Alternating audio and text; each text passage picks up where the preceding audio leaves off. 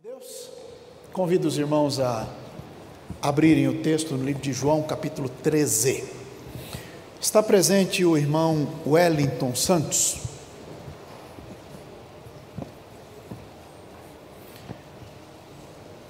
E o irmão Davi André está presente?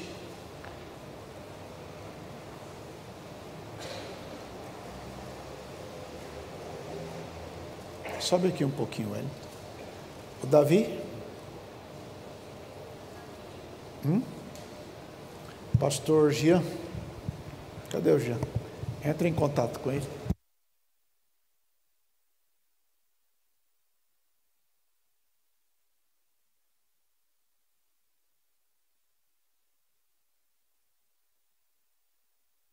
É Deus.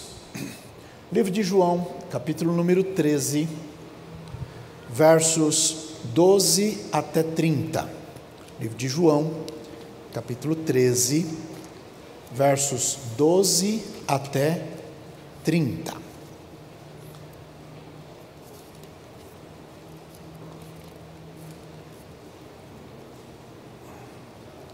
Amém?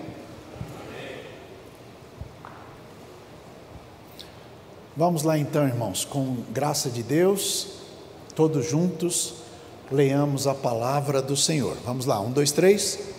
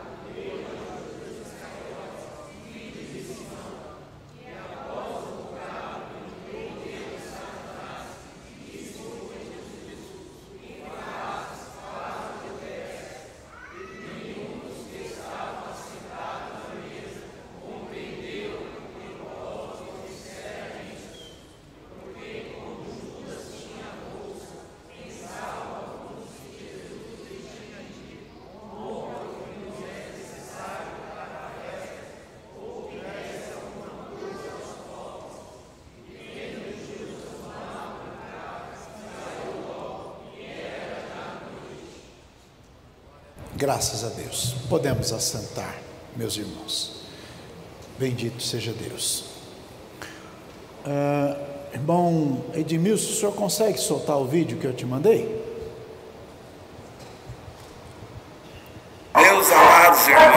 mais uma vez o pastor Manuel filmando aqui a construção da Baixa da Carnaúba, e nesse momento agradecendo a Deus por esse grande privilégio que Ele nos deu de estar trabalhando na obra do Senhor.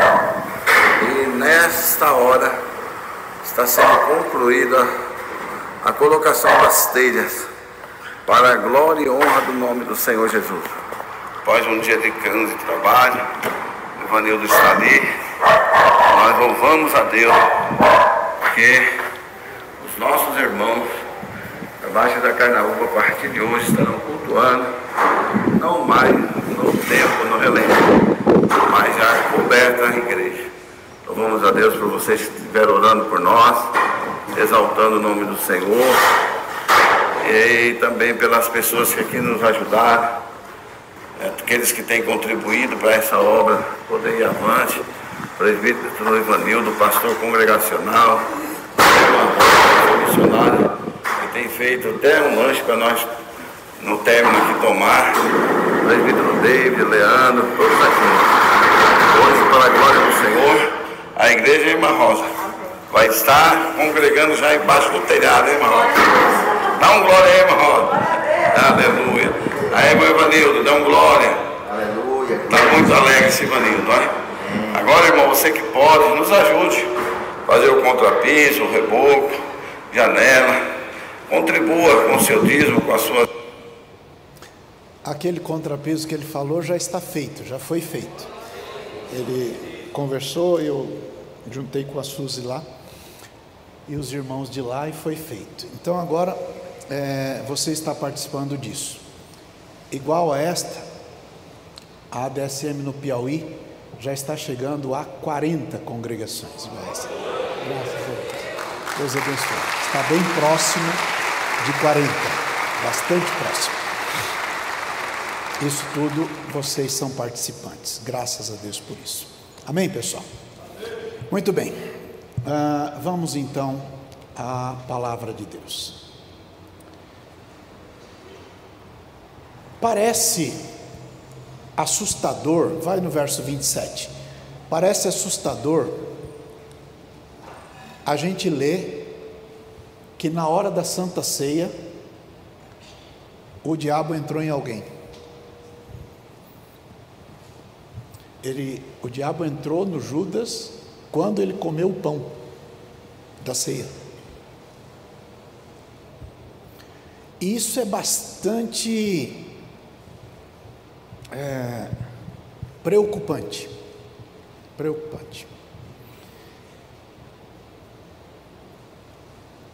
E a pergunta é: por quê? Por quê? E aí, a partir deste porquê, tem outras 3 perguntas. O que faria Satanás entrar em alguém que toma ceia? O que faria Satanás entrar em alguém que toma ceia? Pior, obreiro. Pior, do grupo mais fechado dos obreiros. Só tinha 12, ele era um dos 12. Pior, dos que andavam com Jesus. Pior, participava da diretoria ali. O que é que daria acesso, permissão, para que Satanás entre em alguém que participa com Jesus na ceia? O que teria acontecido para que Satanás entrasse numa pessoa que Jesus escolheu, Jesus chamou, que Jesus o tornou discípulo e depois o nomeou apóstolo?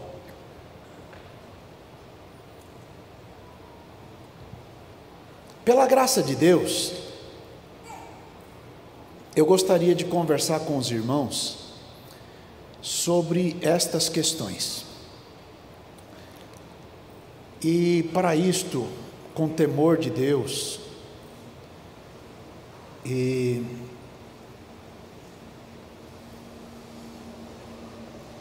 dependente da graça de Deus, da ajuda do Espírito Santo, com temor do Espírito Santo, quero conversar com os irmãos sobre o perigo da não vigilância, porque a falta de vigilância pode levar as pessoas a tomarem decisões equivocadas, e estas decisões equivocadas podem abrir portas para Satanás bagunçar com a vida da pessoa.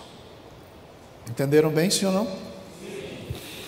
Então, como entender que um discípulo de Jesus, reunido com Jesus, tomando a ceia, servido por Jesus, quando se levanta da mesa, está possesso pelo inimigo?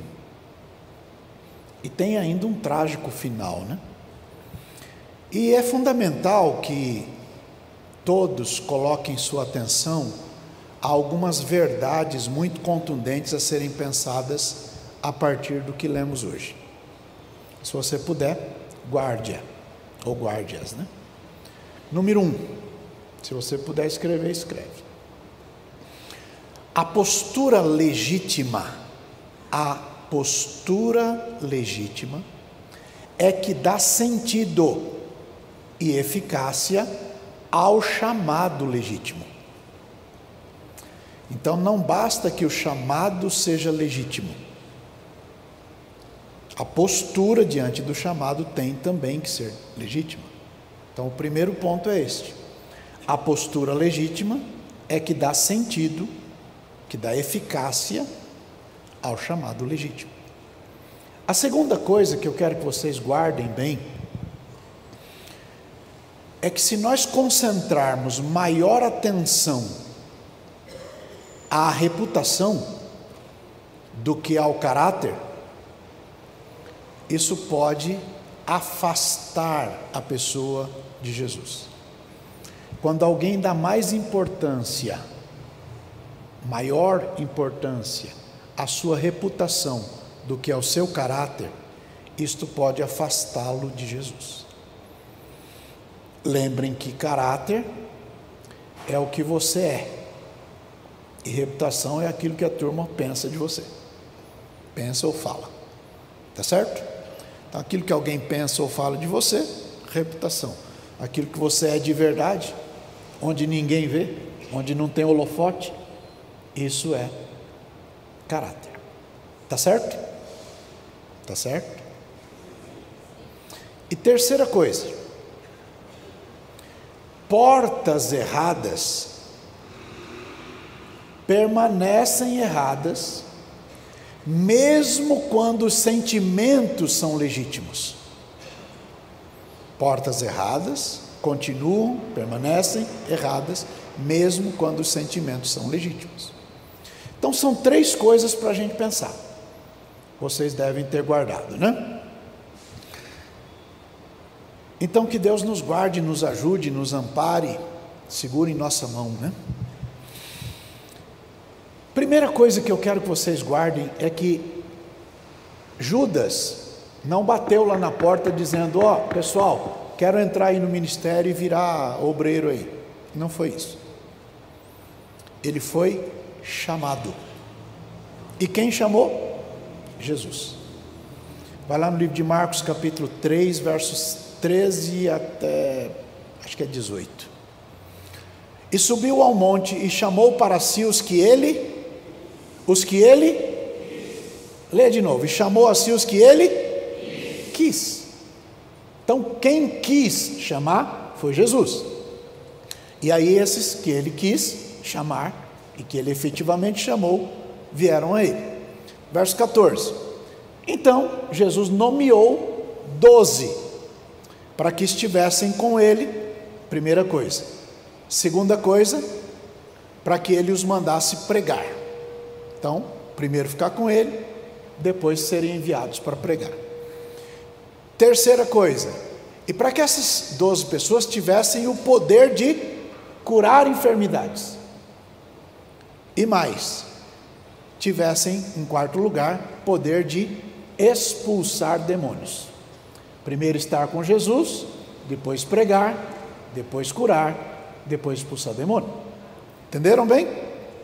Verso 16. E aí ele diz lá o nome deles. O primeiro é o Simão, que Jesus chamou de Pedro. Depois vem o Tiago, que é filho do Zebedeu, e o João, que é irmão do Tiago. E a esses dois, Jesus chamou de Boanerges, que quer dizer filhos do trovão, né?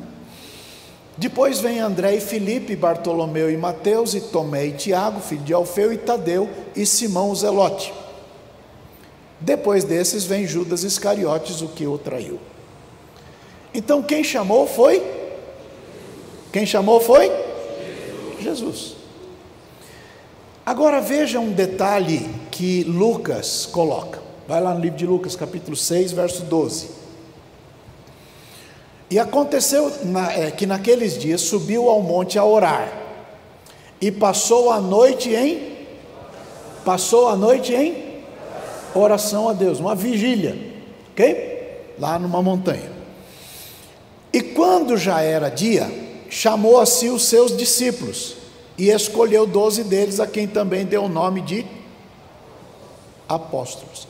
Então Jesus escolheu aqueles 12 depois de uma noite de oração. Diga, o chamado é legítimo. Mas o chamado legítimo requer, exige uma postura legítima. Entendem? Por isso que Deus tem chamado muita gente que vai bem durante um período e depois se perde. Porque não basta ter um chamado legítimo. É preciso que aquela pessoa que recebeu um chamado legítimo tenha também uma postura legítima. Está claro? Está todo mundo aí?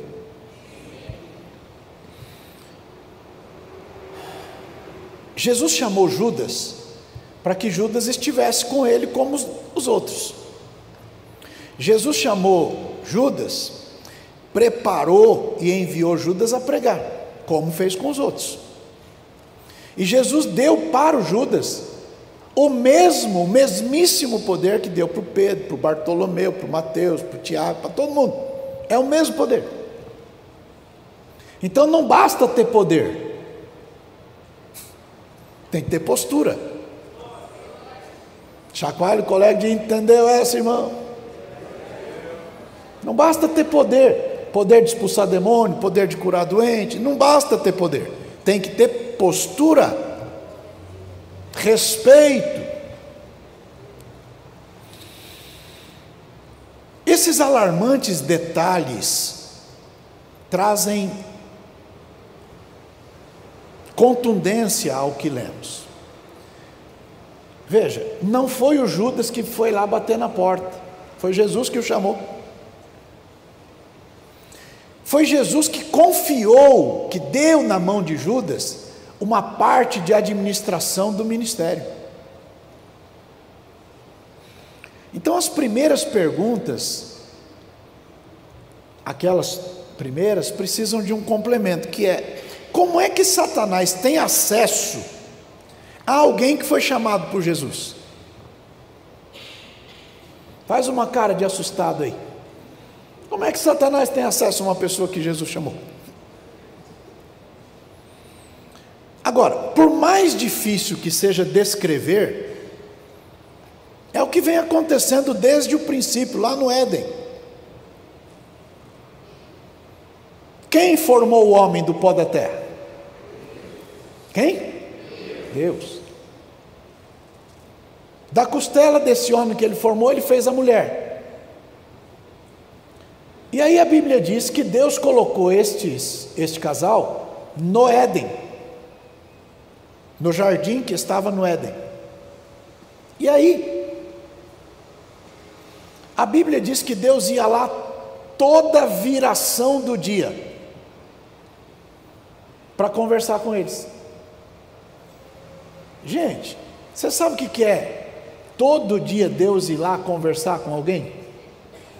E não é assim, estou ouvindo uma voz de longe. Não, ele ia lá, toda viração do dia. Mas num dado momento eles preferiram dar ouvidos a outra voz. Isso deu problema. Adão tinha acesso privilegiado a Deus.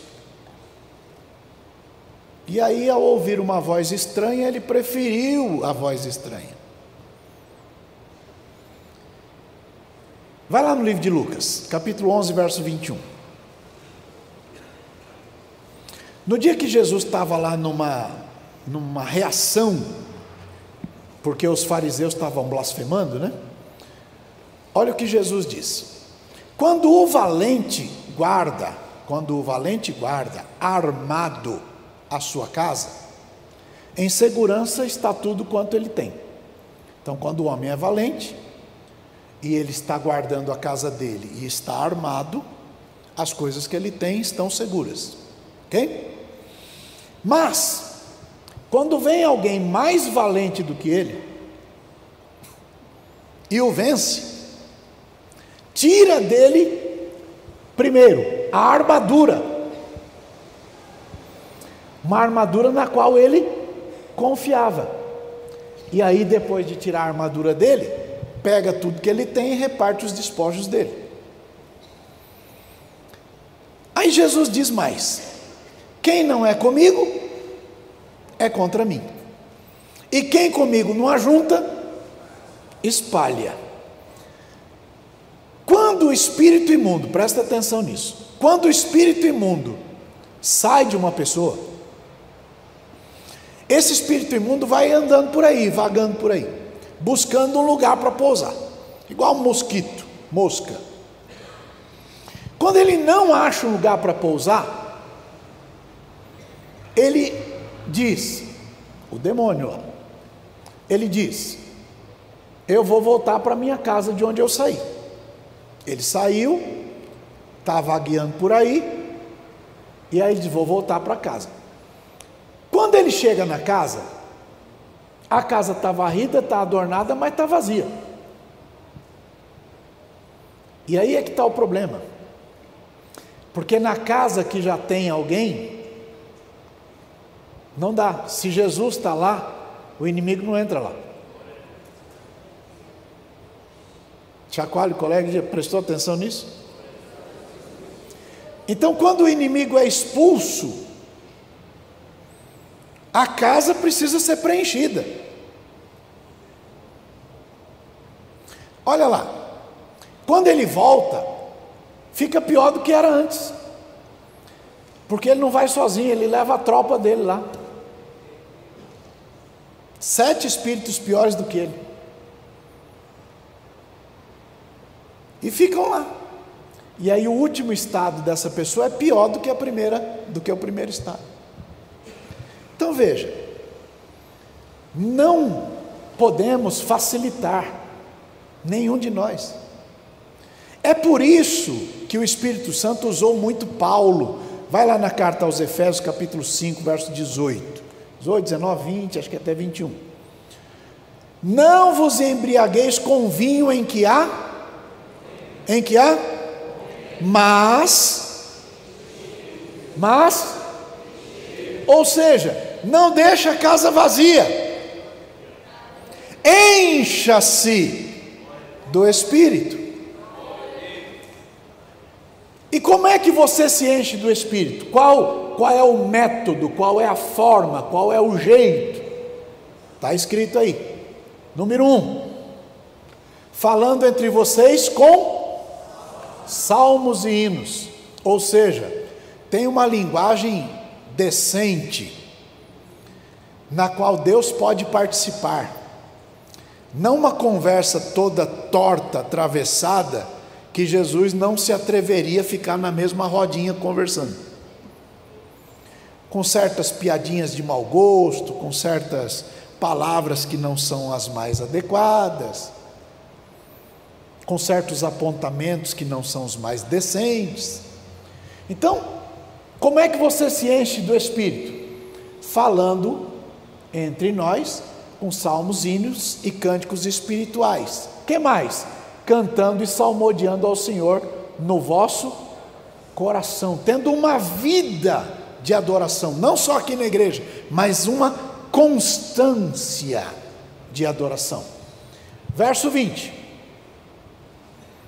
Qual é a outra coisa? Sempre ser uma pessoa que dá graça a Deus por tudo. E nós damos graças a Deus em nome do nosso Senhor Jesus Cristo. Verso 21. Sujeitando-vos uns aos outros no temor de Deus. Não é todo mundo sujeito a uma pessoa, mas é toda pessoa sujeita a toda pessoa. É dizer de outra forma, ninguém pode achar que pode pôr o pé no pescoço de ninguém. Entenderam bem, sim ou não? Sim ou não? Legal. Quando a pessoa se torna vazia de Deus, o espaço fica vago, para que espíritos imundos tomem conta do lugar, mesmo que aquela pessoa já tenha sido liberta no passado. Então a casa não pode ficar vazia. Entenderam bem, gente? Então, a gente percebe que o chamado de Jesus é legítimo, mas a eficiência deste chamado legítimo se dá diante de uma postura legítima. E a gente percebe que o chamado de Deus é honesto, mas ele só se torna eficaz diante de uma postura igualmente honesta. Entenderam bem? Sim ou não? E esta é a nossa parte naquilo que os gregos chamavam de sinergia. Sinergia é uma parceria, grosso modo.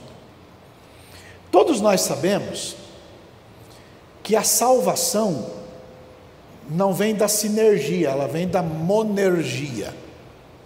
Mono, um só. Ou seja, a salvação vem só de um. O autor da salvação é Deus. Nós não somos coparticipantes para nos salvar. A salvação só vem dele. Nós temos um único e suficiente Salvador, Jesus Cristo. Jesus Cristo é nosso único e suficiente Salvador. Tá certo? Livro de Atos, capítulo 4, verso 12, eu acho, está escrito assim: e em nenhum outro há,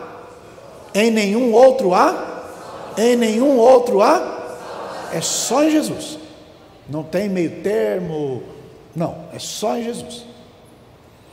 E a gente sabe também que não tem como a gente pagar pela salvação.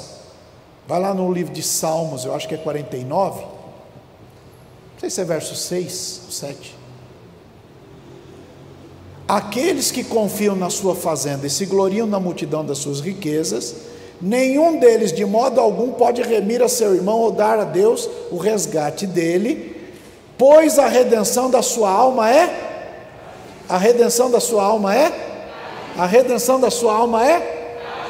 E o dinheiro do mundo inteiro não dá conta, porque uma alma sozinha vale mais do que o mundo todo.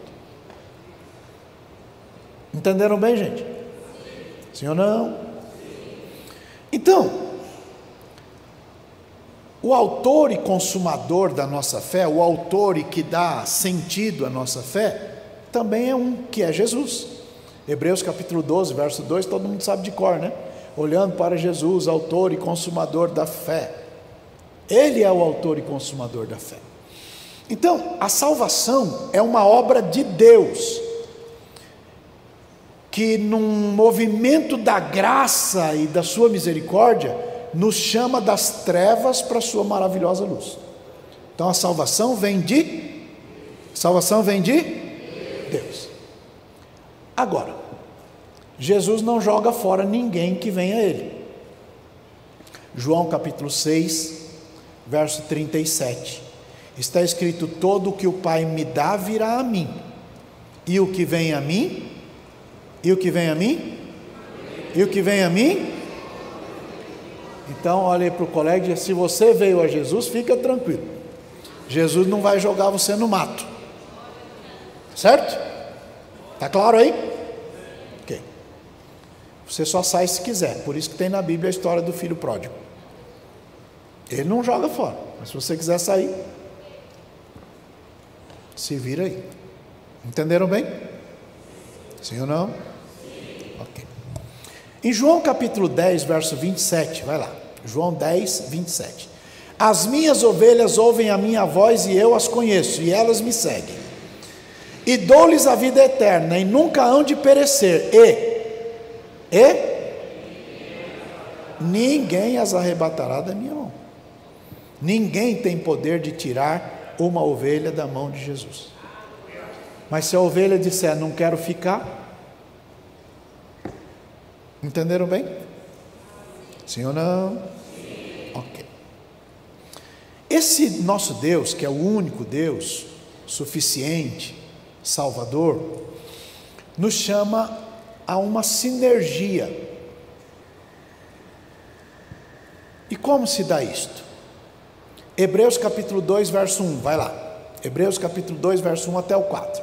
Portanto, convém-nos atentar com mais diligência para as coisas que já temos ouvido, para que, em tempo algum nos desviemos dela. A gente tem que ficar atento para não desviar. Por quê? Se a palavra falada pelos anjos permaneceu firme, e toda transgressão e desobediência recebeu a justa retribuição, leia.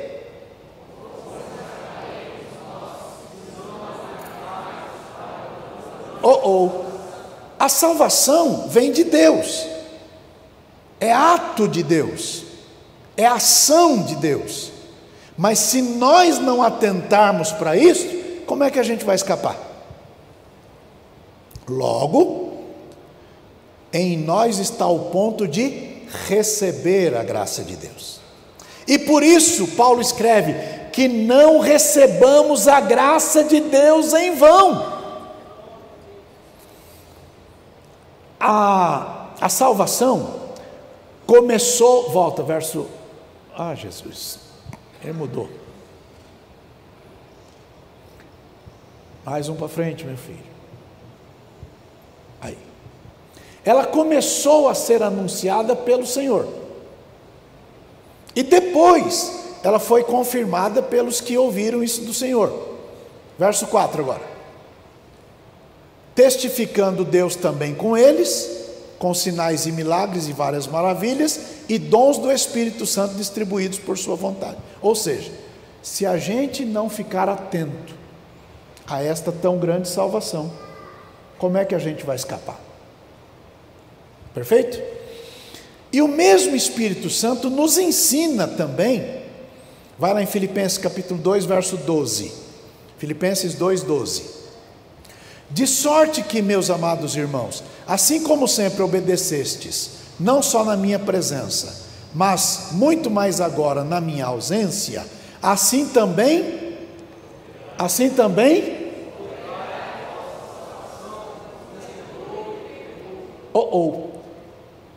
quem criou a salvação, quem gerou a salvação, quem deu a salvação foi Deus, mas a gente tem que operar a salvação.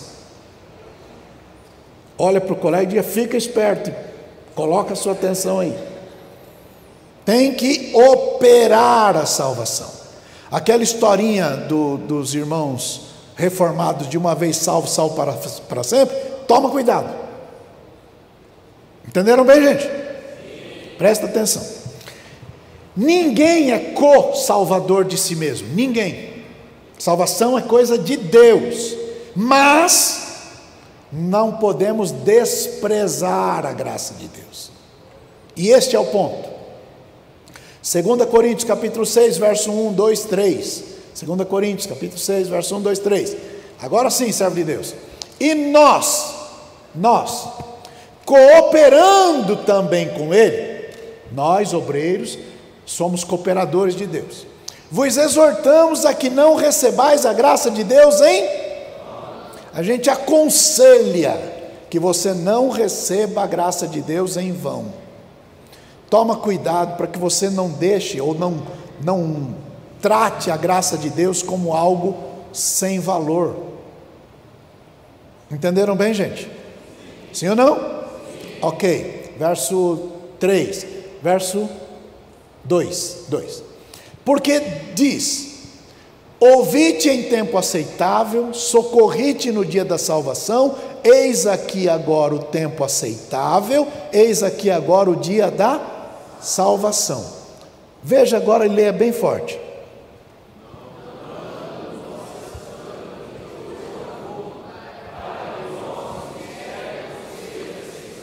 Lê de novo.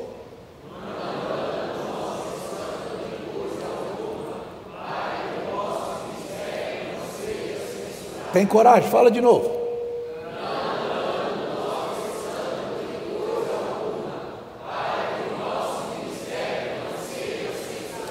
Ou seja, nós operamos a salvação não dando escândalo. Por que o escândalo é tão complicado? Se você ler o livro de Mateus capítulo 13, você vai encontrar lá a parábola da semente ruim, que a Bíblia chama de joio, lá no campo. Quer ver? Mateus capítulo 13.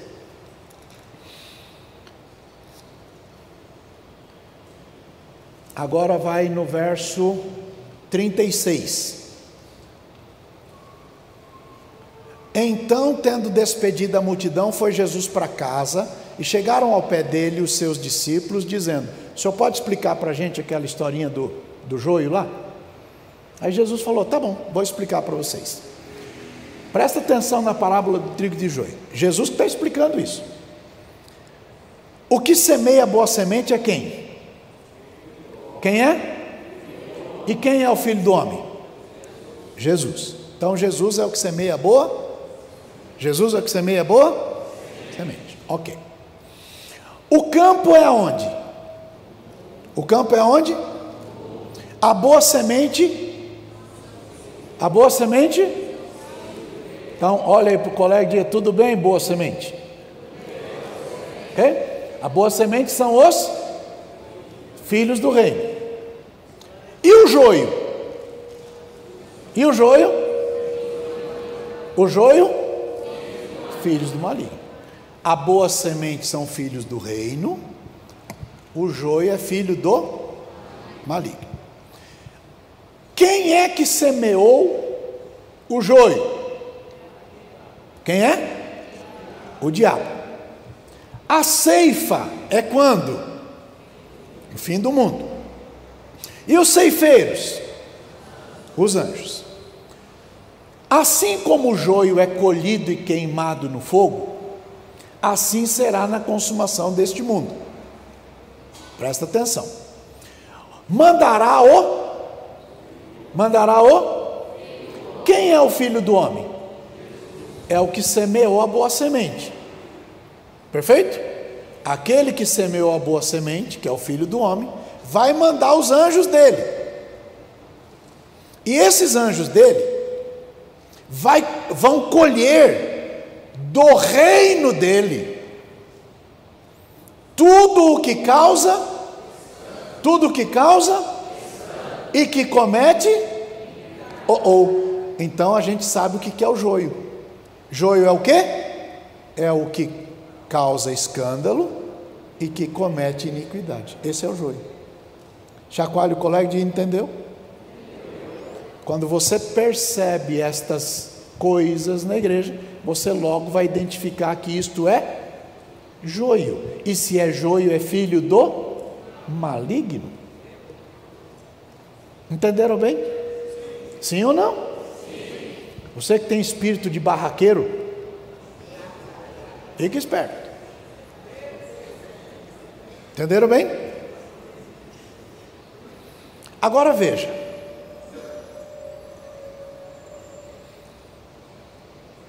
lê o próximo verso. Vai jogar na onde? Vai ficar ruim, não vai?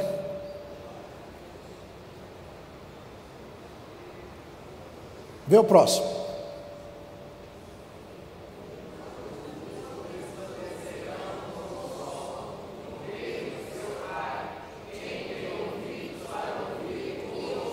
Olha aí para o vizinho e diga: ô boa semente.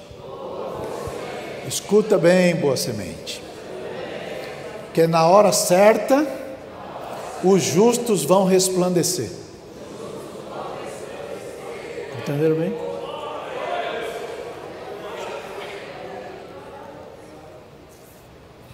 Vamos continuar por causa da hora. Ninguém é chamado para ser salvador de si mesmo, porque nós não podemos ser salvador de nós mesmos, é impossível. Mas todos recebem o mesmo chamado para operar a salvação, e isto se dá com a aceitação, com temor, em obediência à palavra de Deus. Existem coisas que nós somos chamados a fazer. Vai lá no livro de Tiago, capítulo 2, verso 17, surpreenda-se lá. Tiago 2,17. Assim também a fé, se não tiver obras, que adianta você ficar dizendo o tempo todo que tem fé? E essa sua fé não passa de palavra. Então quem tem fé precisa agir conforme a fé que diz que tem. Entenderam bem? Lembra do Noé? Noé tinha fé? Tinha ou não tinha? Começou a construir um barco. Quanto tempo demorou a construção? 120 anos. Por que ele não desistiu no primeiro mês? Ou no primeiro ano? Ou na primeira década? Porque quem tem fé não desiste. Diga: regra da fé. É proibido desistir. Fala forte, vamos embora.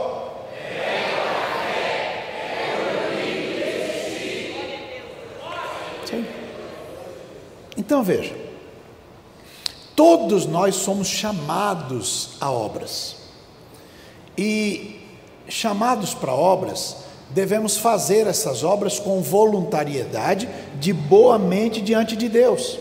Vai lá na primeira carta de João, capítulo 5, verso 18. Primeira carta de João, capítulo 5, verso 18. Sabemos que todo aquele que é nascido de Deus não vive pecando, mas o que de Deus é gerado, conserva-se a si mesmo, e o maligno não lhe toca.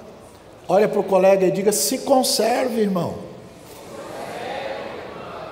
Tenha respeito por si mesmo, tenha respeito pelo seu corpo, tenha respeito pela forma com que você se apresenta diante das pessoas. Se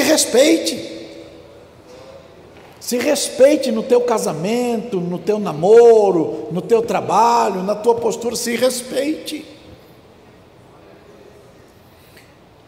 Não quer dizer que a salvação brota de nós, ela não brota de nós, porque nenhum de nós, ainda que fizéssemos as obras maiores, nenhuma dessas obras seria suficiente. Mas todos precisam saber. Vai lá no livro de Tito, capítulo 2. Não, desculpa, Efésios capítulo 2. Isso. Quando nós somos salvos por esta graça de Deus, nós nos tornamos feitura de Deus, criados à imagem de Jesus, para as boas obras. Vai lá, Efésios 2:10, leia bem forte.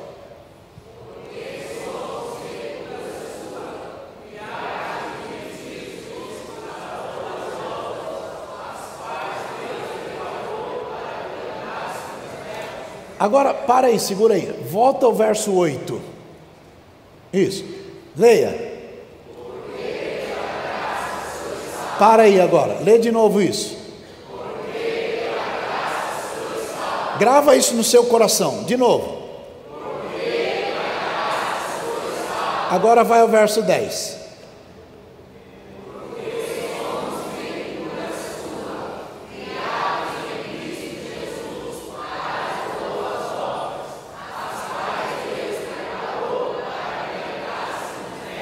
Então diga, oh, não, faz uma cara assim, oh, eu sou salvo pela graça para as boas obras. Entendeu? Salvo pela graça para as boas obras. Entenderam bem, sim ou não? Ok. Deus considera justo condenar alguém que despreza a salvação. João capítulo 12, verso 47, vai lá. João 12, 47. Se alguém ouvir as minhas palavras e não crer, isso quem está falando é Jesus. Se alguém ouvir as minhas palavras e não crer, eu não o julgo. Jesus falou isso. Eu não julgo. Por quê? Eu vim a este mundo não para julgar o mundo. O que eu vim aqui fazer foi salvar o mundo. Ok? Mas veja o próximo verso, que é o 48. Quem me rejeita? Quem me rejeita? Hã? Quem está me rejeitando e não recebe o que eu falo, já tem quem vai julgá-lo. Eu não vou julgar, mas tem quem julgue. E quem é que vai julgá-lo? É a palavra que eu tenho pregado. Essa há de julgar no último dia. Então Jesus não fica aqui o tempo todo dizendo, tá bem, você me escuta. Não. Qual é o serviço dele? Pregar. Qual é o meu serviço aqui? Ensinar. Esse é o meu serviço. Para a glória de Deus, louvado seja o nome do Senhor. Agora, é a palavra que vai julgar, se você receber ou não receber, ponto. Chacoalha o colega, faz assim, ó. Fica esperto, irmão. Deus te deu o privilégio de ouvir a sua palavra. Glorifique a Deus por isto. Valorize isto. Agora, desprezar a salvação foi exatamente o que Judas fez. Daí a razão do encardido entrar nele. Pastor Alex Cardoso, um homem de Deus, pastoreia o campo de Jardim Esplanada, um homem muito sábio, muito inteligente, muito culto. Numa das suas pregações, ele se valeu da fala de um sábio antigo, e ele diz assim: reputação é aquilo que a turma pensa da gente, enquanto caráter é aquilo que eu penso de mim mesmo, e aquilo que eu sou de verdade. Então, se a reputação é o que os outros pensam, e o caráter é que nós somos de verdade, então a preocupação maior deve ser com o nosso caráter, não com aquilo que alguém pensa da gente. Entenderam bem? Sim ou não? O problema é que a gente cuida mais da reputação do que do caráter. E para cuidar da reputação, muita gente mente acerca de si mesmo.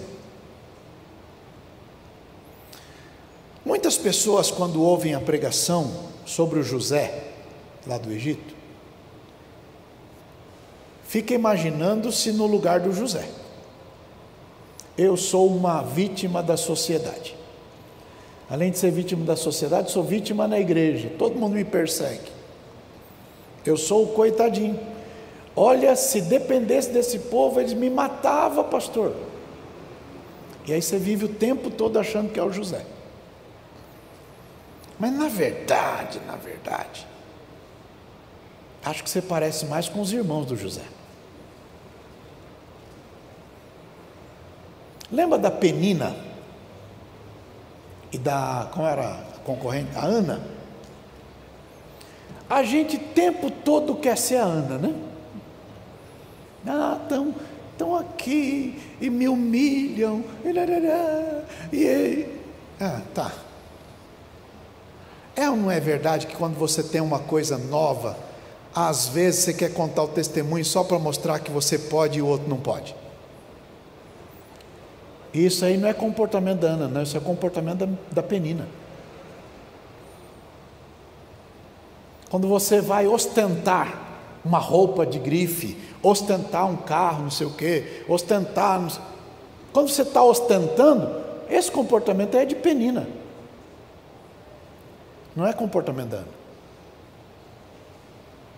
Então veja, José é a figura de Jesus, que quando se senta ao lado da majestade, prefere usar o poder que tem, não para castigar, mas para perdoar aqueles que fizeram mal para ele. Você é assim?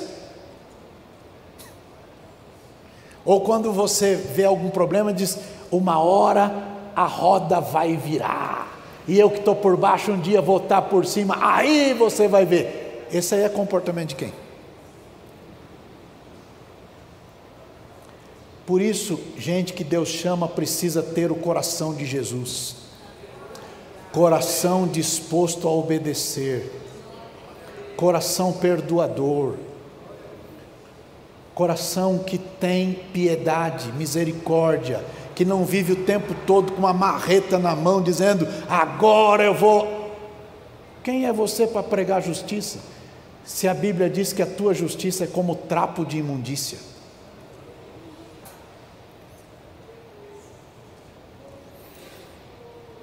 Jesus ama mesmo aquelas pessoas que não dão valor a Ele, nem se arrependem direito.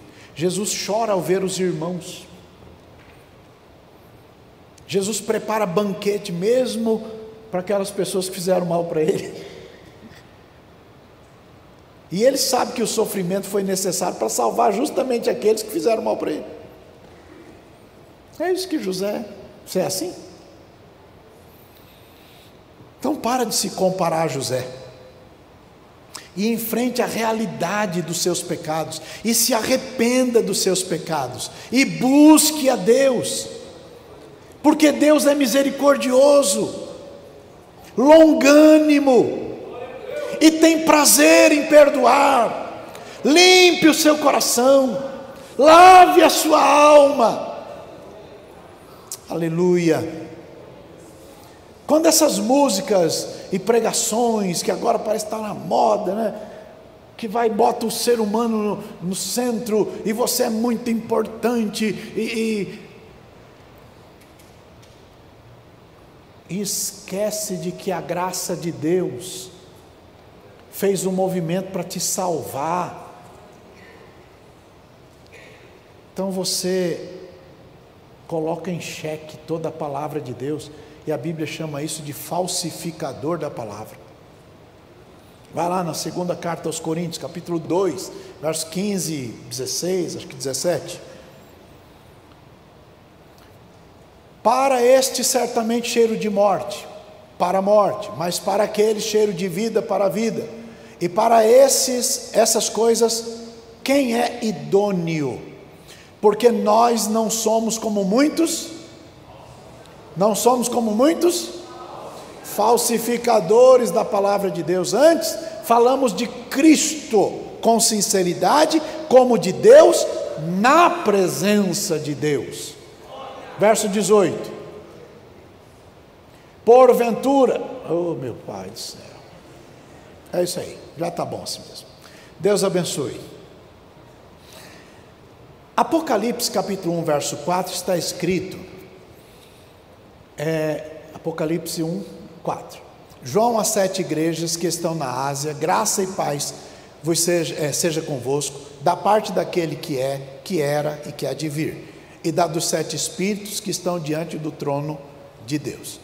e da parte de Jesus Cristo, que é a fiel testemunha, o primogênito dos mortos e o príncipe dos reis da terra, aquele que nos ama, vai lá, aquele que nos ama,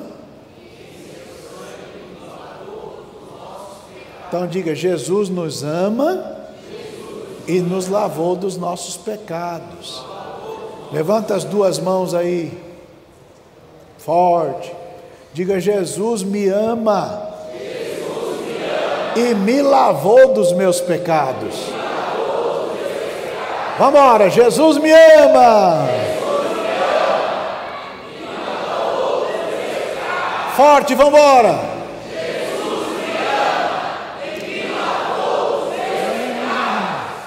Tem um hino na harpa.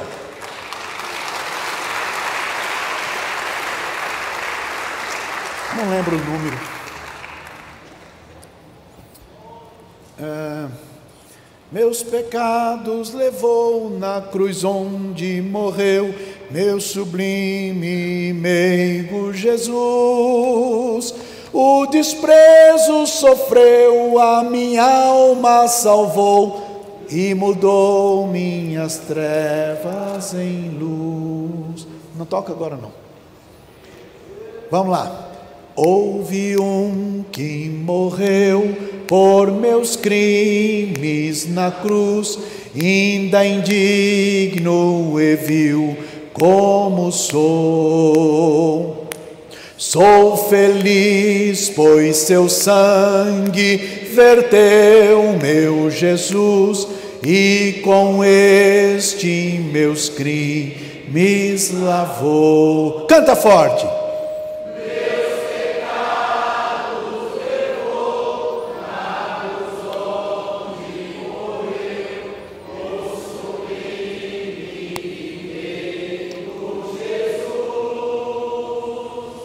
Os desprezos sofreu, a minha alma salvou e mudou minhas trevas em luz. É isso.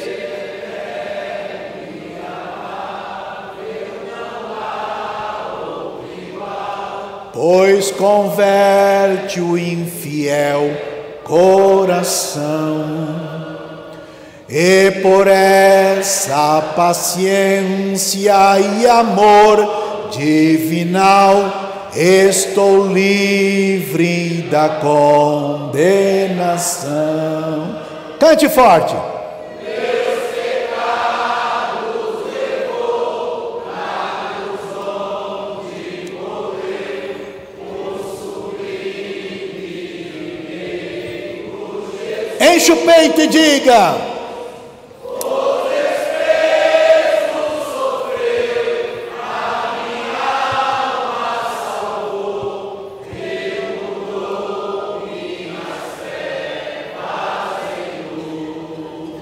Meu anelo constante é em Cristo viver, meu caminho seu exemplo marcou, e para dar-me a vida Jesus quis morrer sobre a cruz, meus pecados levou. Enche o peito e vai. Meus pecados levou na cruz onde morreu, o sublime meigo Jesus. Forte.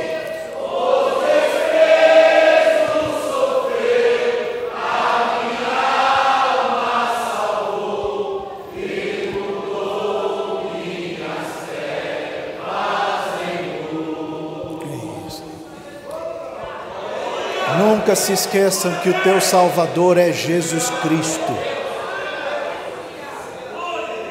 Pastor não te salva, ministério não te salva, igreja não te salva, você não se salva.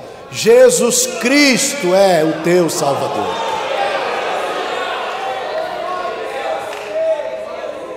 É por isso que muita gente se frustra e abandona as fileiras do Evangelho. porque acha que é o suprassumo da excelência de não sei o que lá. Gente que foi instada a pensar que são protagonistas da história, mas só Jesus tem esse lugar. E o que aconteceu com Judas?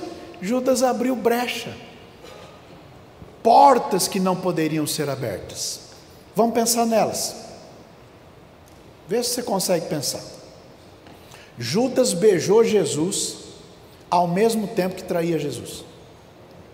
Só que quando você lê com calma e descobre que beijar tem a mesma raiz de adorar, por isso que você não pode sair beijando a mão de ninguém. Beijar é o mesmo que adorar. E Judas beijava Jesus enquanto traía Jesus. Ou seja, há muita gente que adora Jesus no culto, mas a vida toda vive traindo Jesus.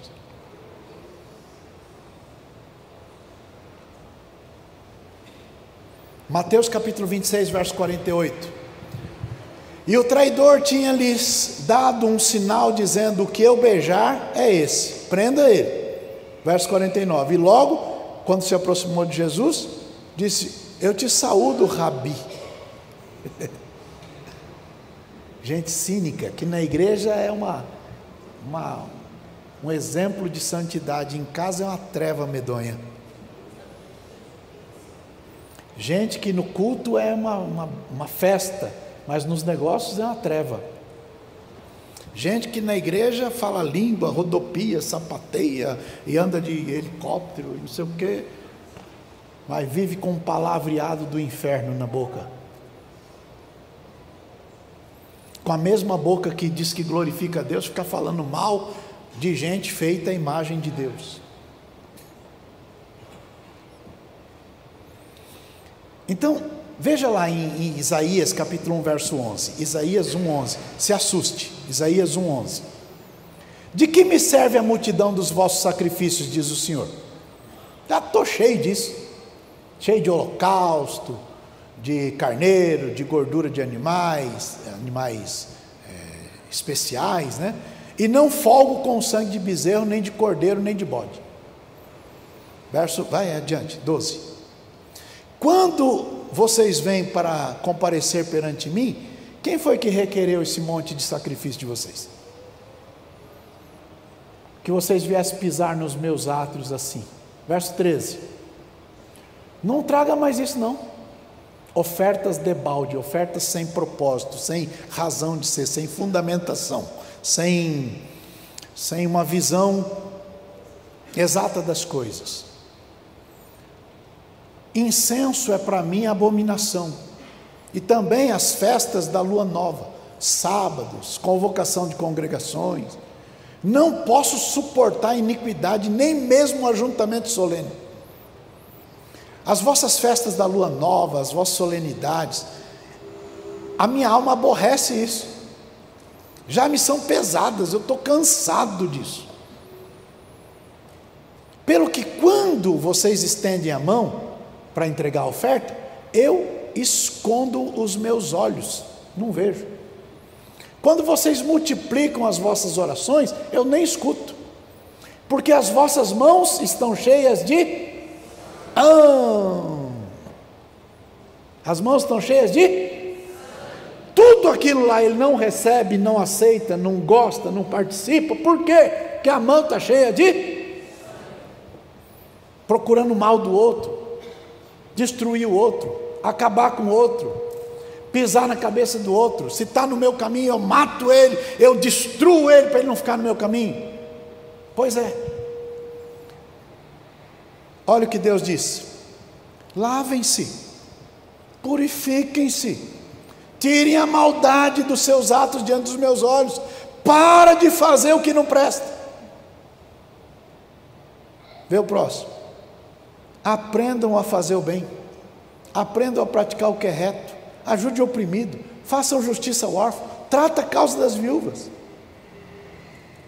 Aí depois vocês vêm e vamos conversar, porque ainda que os seus pecados sejam como uma escarlata, vai mudar. eu vou torná-los brancos como a branca lã. E ainda que sejam vermelhos como a carmesim, eles vão se tornar mais brancos que a branca lã. Olha bem para o colega e diga: fica esperto.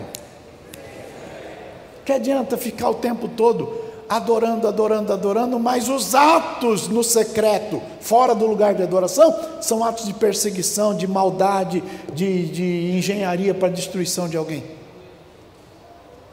Chacoalhe o vizinho e diga: fica esperto, irmão.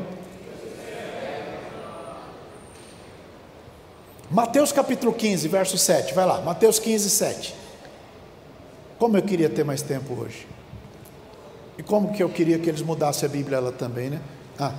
Hipócritas, bem profetizou Isaías a vosso respeito, dizendo: este povo honra-me com seus lábios, mas o seu coração está longe de mim.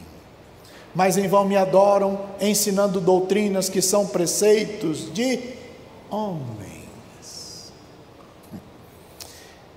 Judas recebeu grande responsabilidade, mas Judas se perdeu dentro das responsabilidades que recebeu. João capítulo 12, verso 4. João 12, 4. Quem me vê a mim, oh Jesus. Então um dos seus discípulos, Judas Iscariotes, filho de Simão, o que havia de traí-lo, disse: por que não se vendeu este unguento por 300 dinheiros e não se deu aos pobres? Parem um pouquinho. Vocês já viram um monte de gente que o tempo todo fica pensando nisso? Por que a gente não pega as ofertas, os dízimos e a gente compra tudo de cesta básica? É isso aí que ele está falando. Quem vê um negócio desse diz: puxa vida, esse aí é preocupado, olha, é um sujeito que pensa nos outros. Lê o próximo verso.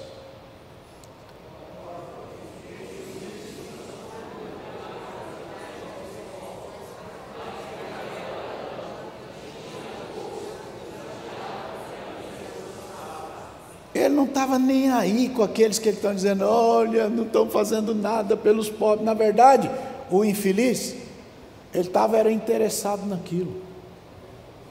Entendem? Olha para o colega e diga: cuidado com gente que abre a boca para falar bobagem. É verdade também que tem um monte de gente aí que só a graça de Jesus também, né? Bom, quem administra o que é do dono precisa saber que não é dono daquilo que é do dono, né? Quem administra aquilo que é do dono precisa saber que não é dono daquilo que é do dono, e que a gente vai prestar conta daquilo que é do dono. João capítulo 13, verso 29. João 13, 29. Leia.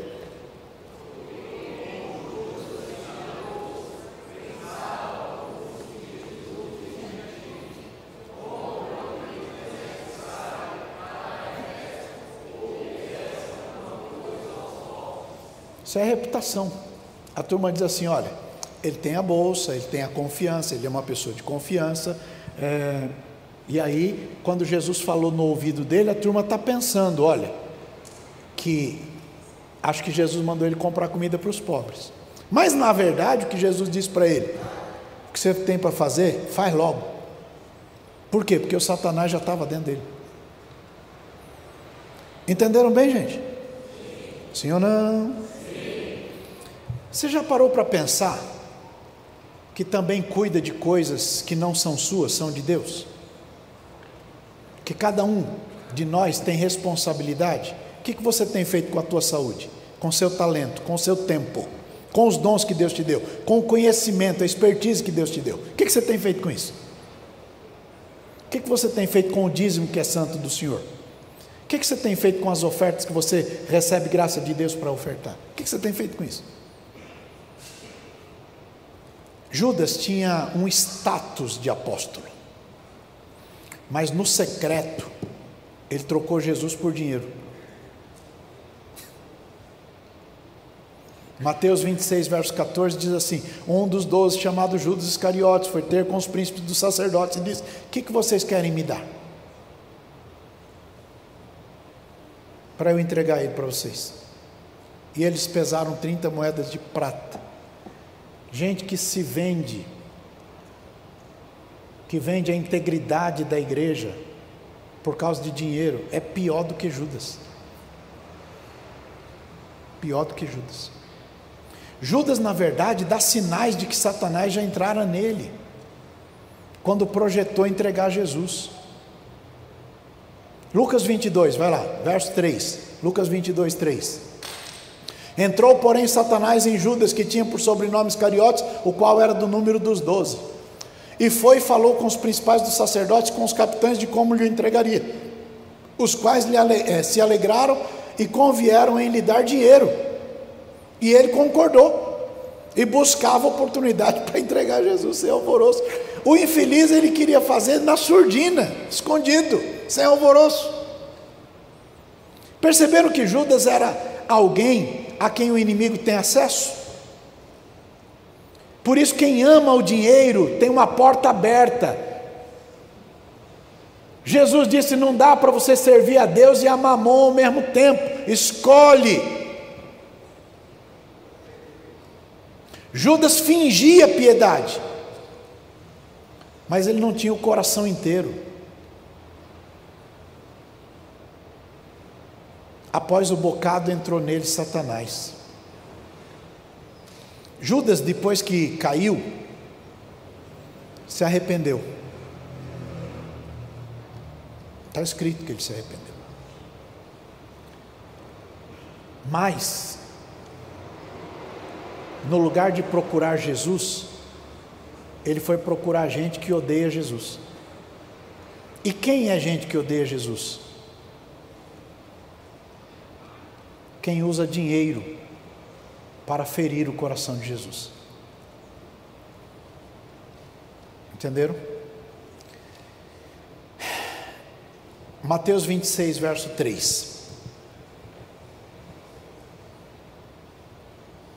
Depois os príncipes dos sacerdotes, os escribas e os anciãos do povo reuniram-se na sala do sumo sacerdote, qual se chamava Caifás, e consultaram-se mutuamente para prender Jesus com dolo e matar. É esse povo aí que resolveu dar dinheiro para o Judas, e é a este povo que o Judas procurou. Vai no próximo capítulo, capítulo 27. Chegando amanhã, todos os príncipes dos sacerdotes, anciãos do povo, formaram juntamente conselho contra Jesus para matar, e maniatando, o levaram, entregaram ao governador Pôncio Pilatos. Então Judas, que o traíra, vendo que fora condenado, trouxe, arrependido, as 30 moedas de prata. Trouxe para quem? Para quem? Para os chefes da religião lá. Entenderam bem? Verso próximo. O Judas disse: eu pequei. Confissão. Arrependimento, confissão. Eu pequei traindo sangue inocente. Mas eles disseram: problema teu, isso é contigo. Gente, se alguém te induziu a trair Jesus, esta pessoa não tem autoridade para te receber quando você se arrepende. Não tem. Se alguém te induziu ao pecado, esta pessoa não está nem aí com a tua alma. Se alguém te convidou ao pecado, ou te ajudou ao pecado, ou te impulsionou para o pecado, essa pessoa não tem autoridade, não tem. Entende? Ele não está nem aí com a tua alma. O Pedro negou Jesus, ou não negou? Jesus não disse: qualquer um que me negar diante dos homens, eu negarei diante do meu Pai. Não disse? Disse ou não disse? E o Pedro não fez isso? Fez ou não fez? Só que quando Pedro se arrependeu por causa do galo que cantou lá, ele ficou triste, chorou, Quando Jesus ressuscitou, ele chamou a Madalena lá e disse assim: ó menina, vai lá e conta para os meus discípulos que eu vou encontrar com eles lá na Galileia. Fala para o Pedro ir também. O Pedro foi aonde? Encontrar Jesus. Porque quem erra tem que saber que o endereço é Jesus.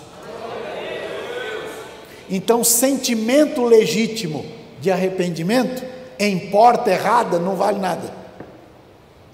Fala alto aí, sentimento legítimo em porta errada não vale nada. Qual é a porta certa? Jesus. Então, naquela noite todo mundo errou, não foi só o Pedro e o Judas, não, foi o pacote inteiro. Mateus 26, 56, você que se acha melhor do que Pedro e melhor do que Judas. Mas tudo isso aconteceu para que se cumpram as escrituras dos profetas. Ponto.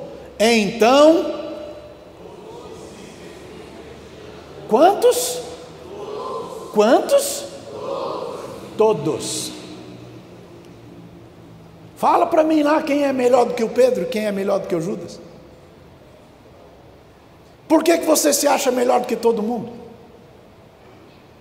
A Bíblia diz: quando você encontrar alguém em alguma falha, você que é espiritual, trate o caso com mansidão, velando por você mesmo, para que você não caia na mesma tentação que ele. Então, ao invés de você abrir a boca para ficar falando todo mundo, dar ibope para fuxico gospel, cuidado! Porque você não é melhor que ninguém, não. Entende? Judas procurou gente que o induziu ao erro. Então, Filipenses 3,18, acho que é o último verso. Filipenses 3,18. Porque muitos há, dos quais muitas vezes já vos disse, e agora também digo, chorando, que são inimigos da cruz de Cristo. Como é que a gente define isso? O fim dessas pessoas é a perdição. O Deus deles é a barriga deles. Primeira definição. Inimigo da cruz de Cristo, pensa primeiro nele do que depois na obra. Segundo, são apaixonados pela glória. E esta glória deles é só para confusão. Fica lá um brigando com o outro, querendo saber quem é melhor do que o outro. Só pensam nas coisas da terra. Cuidado. Amém, pessoal? Amém. Vamos ficar em pés. A história da restauração nos ensina que Jesus não está esperando perfeição de ninguém. O que Jesus está esperando é um coração sincero que bate na porta certa. Um irmão nosso chamado Samuel Ninstrom foi pastor logo no início aqui no Brasil, foi o sucessor do Gunnar Wingren, Samuel Ninstrom. Ele escreveu uma música, está na harpa, 222. Venha Jesus, ó perdido, venha Jesus como estás, o sangue na cruz vertido, dar-te a graça e paz. Venha Jesus sem demora, ó, crê no Filho de Deus,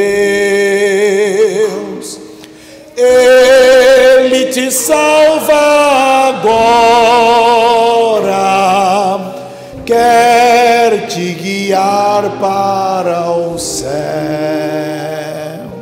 É isto. Procure por Jesus.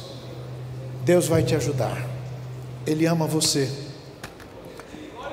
E Ele não espera a perfeição de você. Ele espera a sinceridade de você. Amém? É a palavra de Deus em nome de Jesus.